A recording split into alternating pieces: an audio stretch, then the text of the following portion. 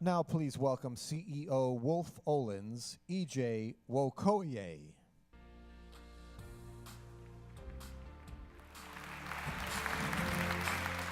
So, hey everybody, it's 4:35 on a Tuesday afternoon. Many of you have been here all day. Stand up and stretch.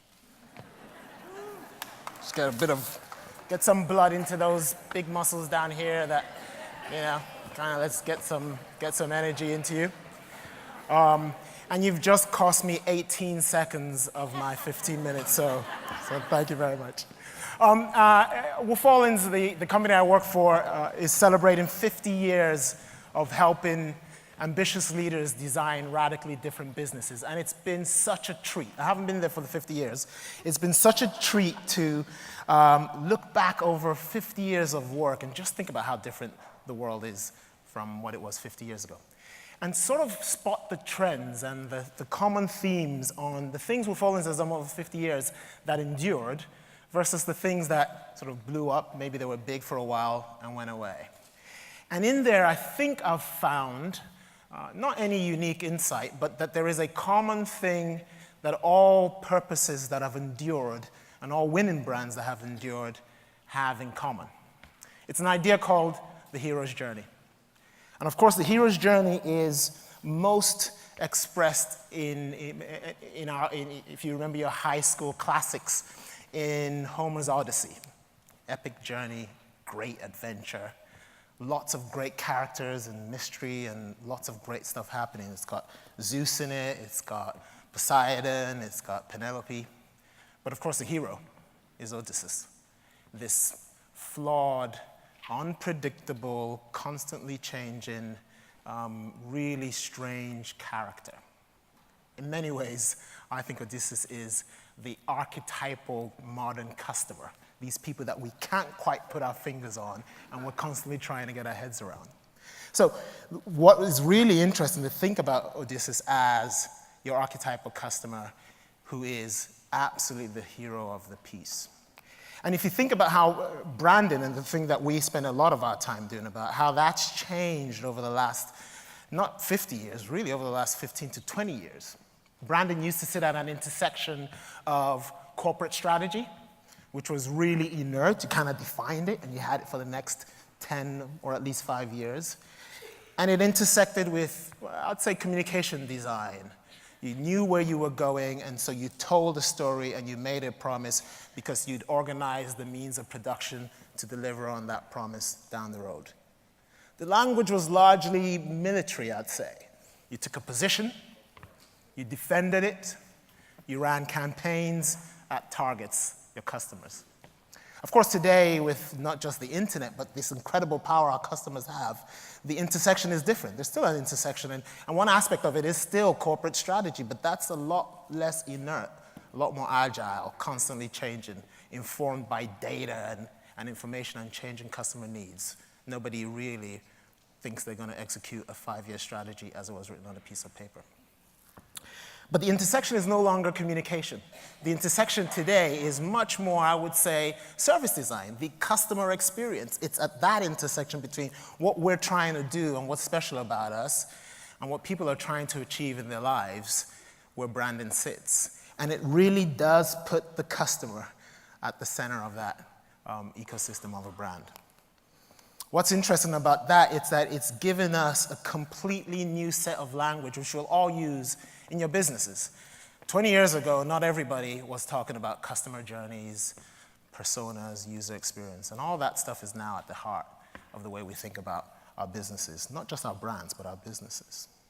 And we've been able to, in the travel industry, for example, and let me just be generic about it, to really map those journeys, to be able to understand how people search, locate, compare, book, and maybe use the product.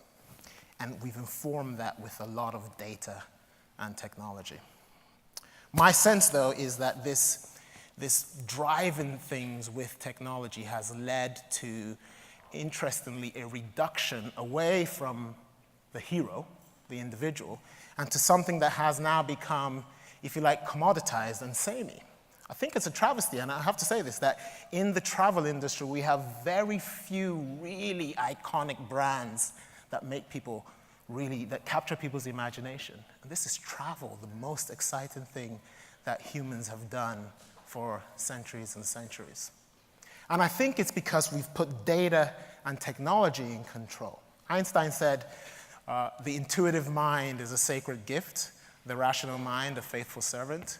I think we've flipped that around, and actually we've made the gift, the technology, and the data that we use to study customers.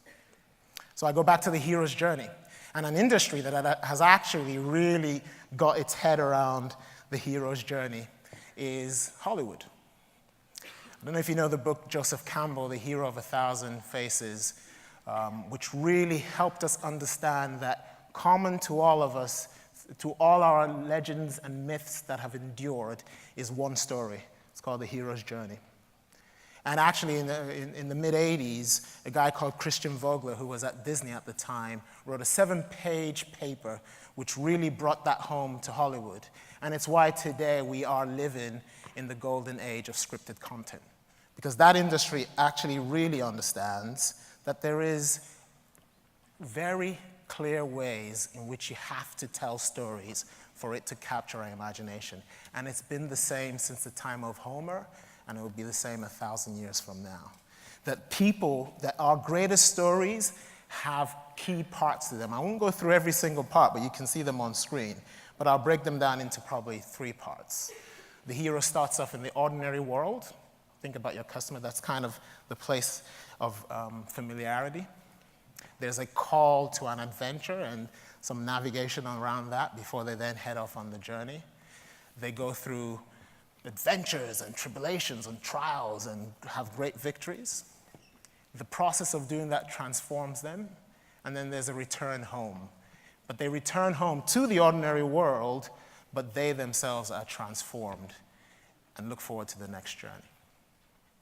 The interesting thing about that is it allows Hollywood to continue to produce story after story, and not just Hollywood, Bollywood, Nollywood, to produce story after story, and we can't get enough of them. We can consume more and more content on that same model, and we are really open to it. I think that that's a real possibility for the travel industry, to create brands that really capture our imaginations, that are legendary and mythical because they're built on the hero story. And I think there are 2 things that you need to think about if you want to reimagine your brand on those terms. The first thing is, what is the universal human condition that your brand really speaks to? What is it that you want to give to that hero that makes them heroic? If you think about the great brands of our time, they really capture that. 2 that we've been fortunate enough to be involved in. If I think about Skype's whole ambition is to make you a hero by giving you the ability to do things with people who are nowhere near you. This is magical, heroic power to do things together even though you're apart. Spotify makes you a great music aficionado just by having something in your pocket. It's not just our brands that do that. Lots of brands do it. Instagram makes me a really cool curator of all the cool places I've been. Under Armour makes me an elite athlete. So great brands know how they are helping their users be heroes. Great brands don't pretend to be heroes themselves. They're all about making the customer the hero. The second thing that these brands do really well is they understand that even though there's one hero, there are tons and tons of protagonists. So to every Calvin, there's a Hobbes. To every Batman, there's a Robin.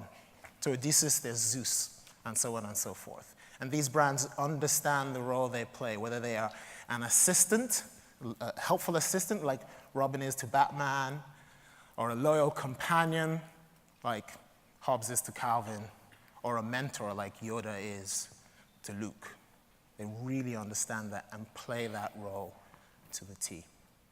I think that has transformational potential for the travel industry, because it means that we no longer go into the micro levels of, and the commoditized levels of thinking about the journey just as you got to search, you find, you book, you go. And we can think about that experience in a completely different way. You can think about the hero and the journeys that only the travel industry can bring for people. That the hero starts in her ordinary world, where she receives a call to adventure. Every single one of you is making a call to adventure to your customers. She might be reluctant at first, that's when she's comparing prices, to cross the first threshold, but she encounters these tests, these allies, prices, and so on and so forth, enemies. But she reaches the innermost cave, I think that's somewhere in JFK, where she endures the supreme ordeal. She seizes the treasure and is pursued on the road back to her world. She is transformed by this experience. She returns to her ordinary world with an elixir that makes that ordinary world magical whenever she needs it. That's kind of really up there, and I know you guys have been talking business models and optimization. So let me try and ground that in just a few principles before I depart the stage. The first is that the demands of the journey, even the hero's journey, are tangible and practical. And we find that brands that can think about what they do as making their customers hero really know how to interpret that into this kind of world. So I think that if I just think about the travel industry, I think thinking of our customers as heroes will allow us to stitch together a service layer over the generic journey that is unique to us. If we're a mentor, that's a different service layer than if we think about ourselves as an assistant.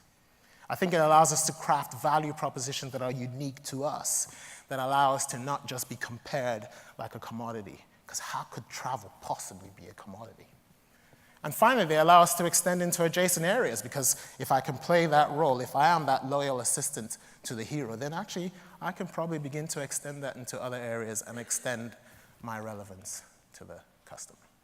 Just some first thoughts on that.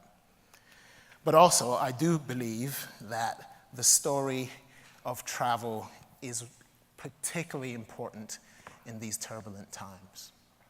My full name is Ije, and it comes from the Igbo word, the Igbo phrase, a traveler has no enemies.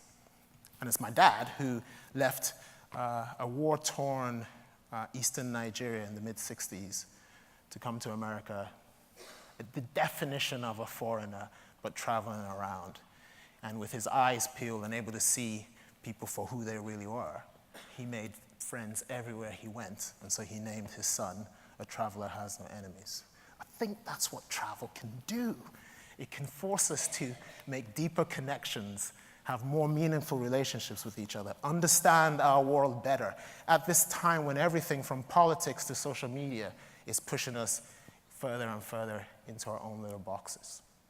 So ultimately, the promise of travel for me, back to Odysseus, is to bring us back home, more fulfilled, better connected to each other, more at one with the world. And I think if travel can do that, that is its heroic purpose. Thank you very much.